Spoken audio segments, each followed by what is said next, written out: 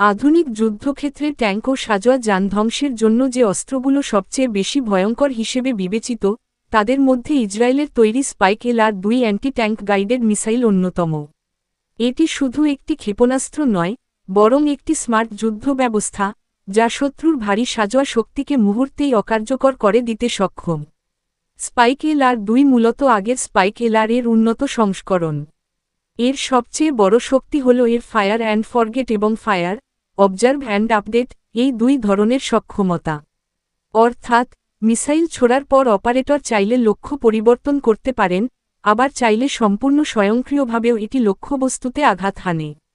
এই প্রযুক্তি যুদ্ধক্ষেত্রে সৈন্যদের নিরাপত্তা বহুগুণ বাড়িয়ে দেয়। এই মিসাইলটির কার্যকর পাল্লা প্রায় 5.5 কিলোমিটার, যা স্থল থেকে নিক্ষেপযোগ্য অ্যান্টি ট্যাঙ্ক মিসাইলের ক্ষেত্রে অত্যন্ত গুরুত্বপূর্ণ। স্পাইক LR-2-তে ব্যবহৃত হয়েছে ট্যান্ডেম ওয়ারহেড, যা আধুনিক ইরা এক্সপ্লোসিভ রিঅ্যাক্টিভ আর্মার সুরক্ষিত ট্যাঙ্কও ভেদ করতে সক্ষম। ফলে, এটি শুধু পুরনো নয়, বরং সর্বাধুনিক মেইন ব্যাটল ট্যাঙ্কের জন্যও মারাত্মক হুমকি। স্পাইক LR-2 এর আরেকটি বড় বৈশিষ্ট্য হল এর টপ অ্যাটাক মোড। এই মোডে মিসাইলটি ট্যাঙ্কের উপরের অংশে আঘাত হানে, যেখানে বর্ম সবচেয়ে দুর্বল। পাশাপাশি সরাসরি আঘাতের জন্য রয়েছে ডাইরেক্ট অ্যাটাক মোড, যা বাংকার, ভবন বা হালকা সাজোয়া যান ধ্বংসে কার্যকর। ওজন ও বহনযোগ্যতার দিক থেকেও স্পাইক LR-2 বেশ কার্যকর।